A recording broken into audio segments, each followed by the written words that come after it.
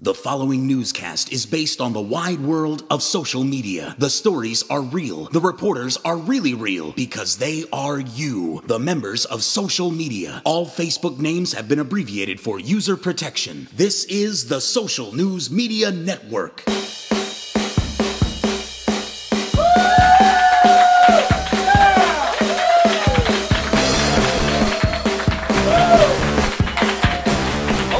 Welcome to the SNM Network, the only weekly newscast reported by you, the wide world of social media. I'm Tyler Perry's Colin Cosell.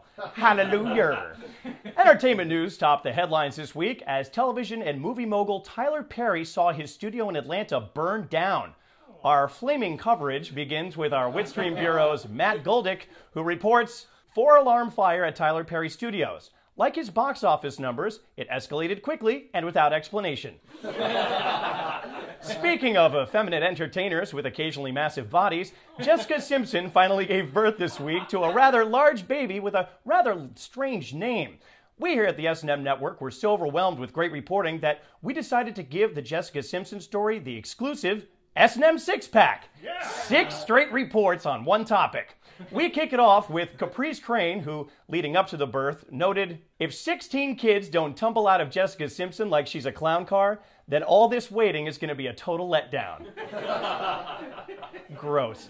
Once a massive child was born, NASCAR Chasm reported, "Congrats to Jessica Simpson on the birth of her daughter, Maxwell Drew. And early congrats on the birth of her future son, Stephanie Eloise." Stump Woodley added, "Jessica Simpson and her baby have matching cranial soft spots." That's accurate and harsh. On to Larry Jacobson, who observed, "Jessica Simpson gave birth.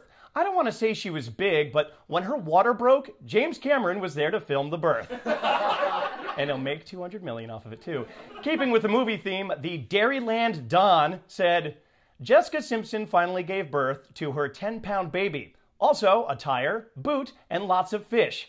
Richard Dreyfuss insists we're going to need a bigger boat." Love that movie. And finally, Witstream's Chase Mitt reported, "Jessica Simpson has given birth. His name is Ron. He's a 34-year-old investment banker. Very confused by all the attention." We love Ron. Now that we've given Jessica Simpson too much attention, it's time for a segment which reflects upon our own mortality. When a celebrity passes on, the S&M Super Crew feels it should be handled with dignity and respect, which is why we have this segment, Guess Who Died? Sadly, the answer is Adam Yauch, also known as MCA of the legendary rap rock group The Beastie Boys. The otherwise scathing social media world was in concurrence regarding the loss, as was apparent in I Am Legend's tweet, "You know you really meant something to people when even Twitter refuses to mock your death," which is true. Yeah. And Fake MTA, the parody account for the New York City subway system, echoed the respect, saying, "The M, C, and A trains won't be running due to the world being really unfair sometimes." Now, although this one really sucked for this particular news anchor, at least now we won't have to. Guess who died? Yay! So somber. From dying to dying a little bit inside every day, it's now time for politics. It's a nice segue. That'll pick us right back up, where Newt Gingrich finalized the divorce from his presidential campaign. I like that.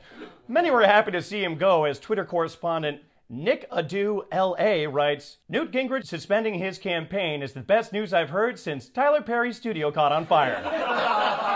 It's about 2 minutes into the show. But the former candidate didn't share in the joy, as reporter John Fugelsang tweets, "Today Newt Gingrich is so ashamed of America, he doesn't even feel like committing adultery." He's gross. Some good news did come from Newt Gingrich's presidential campaign, as is apparent in this week's Ready for Caption. Yay! At a campaign stop, Newt grabbed an elderly woman by the nose and just take a look at this. That's real. For the actual full story, we turned to our crack team of Facebook reporters to get the inside scoop. First up was Chris Lennon, who thought it was Gingrich demonstrating, "This is how we'll shake hands on the moon." Next up, Peanut Butter and Bullshit, great name, thought it was Newt saying, "Oh, a wise gal, eh? It's actually funnier than the movie that's out. And finally, our own John T. Haller thought the conversation ended with, So it wasn't a ghost in the old amusement park. It was just a slide projector. Now, let's find out who you really are. And she would have gotten away with it, too, if it weren't for you meddling kids. Well, thank you all for your submissions. If you'd like to get involved, make sure you follow us on Facebook and be prepared for the next Ready for Caption! Yay! Continuing with politics, Ann Romney defended her robotic husband, Mittens Willardsworth III. That's his new name now. She defended him this week against those who feel that he is stiff and robotic. This was backed up by other sources as reporter The Dave Sabo quoted, "But then I said, oh, to heck with it. I'll just put mayo on both pieces of bread." An excerpt from Mitt Romney's Wild and Crazy Night. Both of them. Speaking of wild and crazy, Obama's team unveiled the slogan for the president's 2012 re-election bid, Forward. Ooh. But that isn't the whole story, as Twitter's Del Razor reports. Obama's slogan truncated from forward, not backward, upward, not forward, and always twirling, twirling, twirling towards freedom. I'd love to see him twirling. The president also made news this week for his well-received speech at the White House Correspondents' Dinner. Less well-received was the guest list, as celebrity correspondent Patton Oswalt tweets, "Everyone disgusted about Lohan and Kardashian being at Obama's White House Correspondents' Dinner. Remember, Rove and Cheney were at Bush's." As a matter of fact, Dick Cheney is in our audience right now. Hi, Dick. Go fuck yourself. Oh. Alrighty then. In other shocking news, a resident of New Jersey has been accused of a significant breach of intelligence. That's odd. I kind of thought people in New Jersey were known for being bright. No? I guess. Okay. Well, it's New Jersey's tanning mom. Well, just take a look at this woman. I think it's a woman. Sexy. Anybody else want some beef jerky? Snap into it. Anyway, it's New Jersey's tanning mom, and she's accused of bringing her 5-year-old daughter into a tanning bed with her, prompting the child to suffer a severe sunburn. Not as severe as that, though. Our Twitter reporter, Trace Adkins, commented, "Looking at the New Jersey tanning mom takes me back to a beautiful time in my life. She reminds me of my first baseball glove." Home run there, Trace.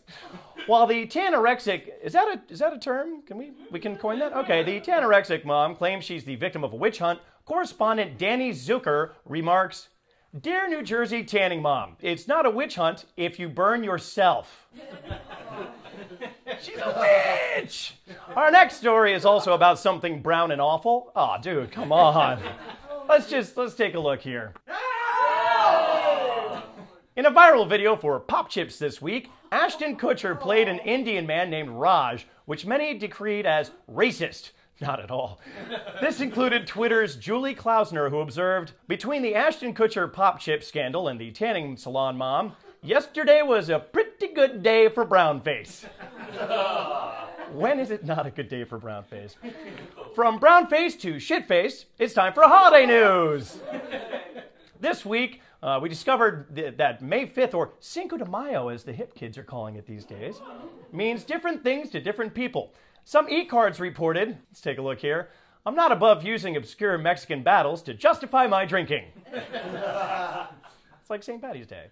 We think that's what it means to a lot of people, but to Twitter reporter Kate the Wasp, "Cinco de Mayo reminds me, I have got to get a new cleaning lady."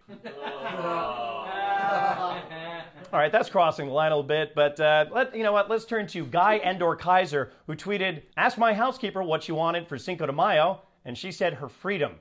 Excellent joke, Guadalupe.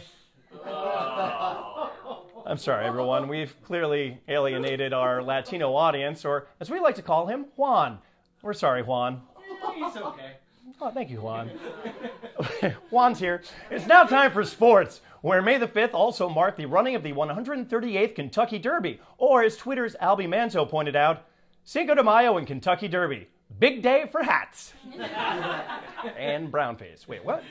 There were some, nay, many, fans glued to their TV sets this Cinco de Mayo. That's not right. As Twitter's resident dictator / man-child, Kim Jong-un reported, "Watched Kentucky Derby, disappointed they didn't show the losers being eaten."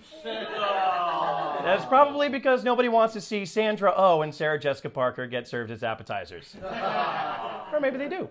In other sports news, 3 all-star athletes suffered potentially career-ending injuries this week. Our Twitter reporter, Sports Pickle, kindly offered the following insight. What we learned from this week's injuries to Derrick Rose, Terrell Suggs, and Mariano Rivera: never play basketball, baseball, or wear shoes. Or do ads for potato chips in brownface. I'm just saying. Well, that's going to do it for this week's SNM Network broadcast. Be sure to tune in next week to get the best news coverage around, as well as to find out if you or some of the people you know are one of our reporters. And if you find hilarity in everyday social media and you want to contribute to our show, it'll be in the credits, please visit SocialNewsMedia.net for instructions on how to do so. And don't forget to follow us on Twitter and Facebook. Go fuck yourself. Thanks, Dick Cheney. For all of us at the SNM Network, I'm Colin Cosell, reminding you to watch what you say, because we are Social News.